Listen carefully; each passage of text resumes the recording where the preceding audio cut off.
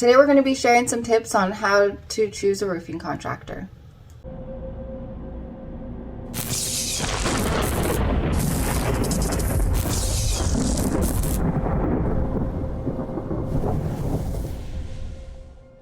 Hi everyone, I'm Ricky Ray. Hi everyone, I'm Lyle and we're with Browns Roofing. Today we're going to be sharing some tips on how to choose a roofing contractor.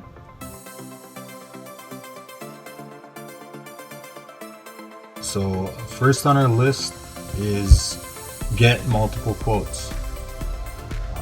Super important to get multiple quotes. I mean, unless you absolutely know the first contractor or it's a referral, someone referred them to you, whether it's family, you did your research, you checked the reviews, their social media, and you absolutely want to go with the first contractor, then by all means go with the first contractor. Or if they were in your neighborhood.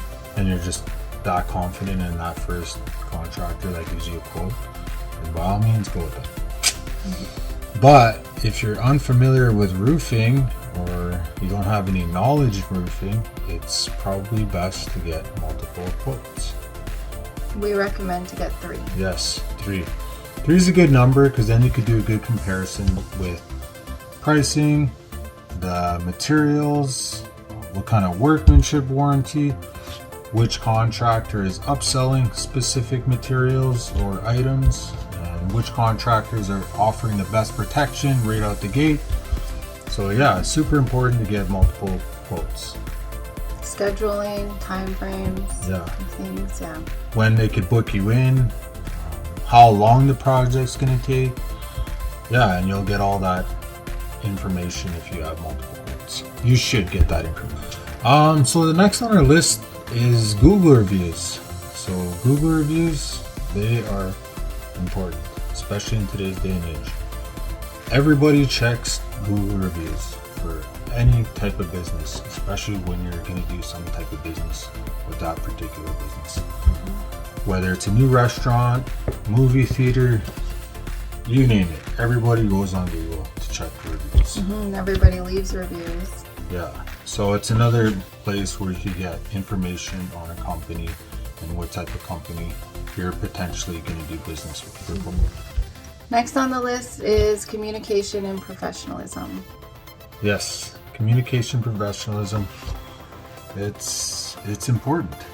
You want to have that good vibe and that good feeling right off the hop. From the first time you called the company to the estimator coming to your house, all that's important. What kind of interaction did you have?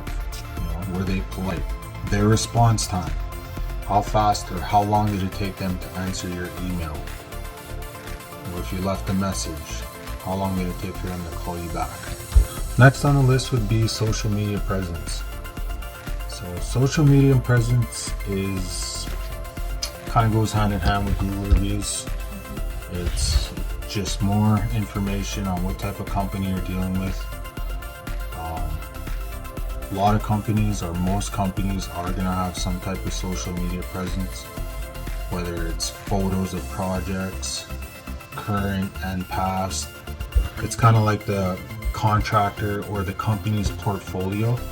So you should get a good idea and get some good and free information on the type of contractor that you're potentially going to do business with. Next on the list is one of my favorites, workmanship warranty. So again, it's really important to choose a contractor that does have not only a good workmanship warranty, but somewhat of a lengthy one, I guess you could say.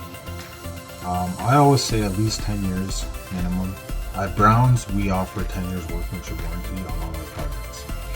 So, I mean, if a contractor can't have your back for at least 10 years, kind of a red flag. Yeah, I'd stay away from companies that are offering 1, 2, or even 5 years, in my opinion. Or I've even heard companies upselling workmanship warranty.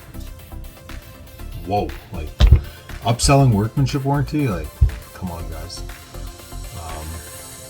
I don't believe in that. I feel like you should be able to offer like I said, at least 10 years workmanship warranty. You want your contractor to be able to show up in one phone call if you do have a problem. Whether it's a leaky roof, blown off shingle, they should be able to go there free of charge, no issues, fix the problem. Yeah. So workmanship warranty, important. Yes, property protection. So this one's super important, just like all the other tips we shared today. It's a question that you want to ask any contractor that you're dealing with, especially in roofing. How are you going to protect my property during the project? And what type of methods are you going to use? So for example, I'm going to share a couple with you really quickly on how we do it at Browns. Let's say we needed to park the trailer on the lawn because the house didn't have a parking pad. So the first thing we would do is lay plenty of sheets of plywood to cover that whole area, just to ensure when we're backing the trailer onto the lawn, the tires aren't digging into your grass and the trailer is not ruining your yard. So that's one method that we use. Another method we use is we tarp the entire perimeter of your property during the entire project.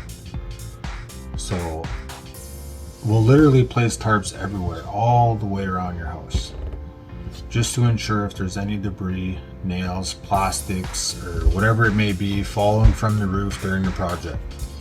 Just that extra protection, so there's nothing falling on your lawn or your property.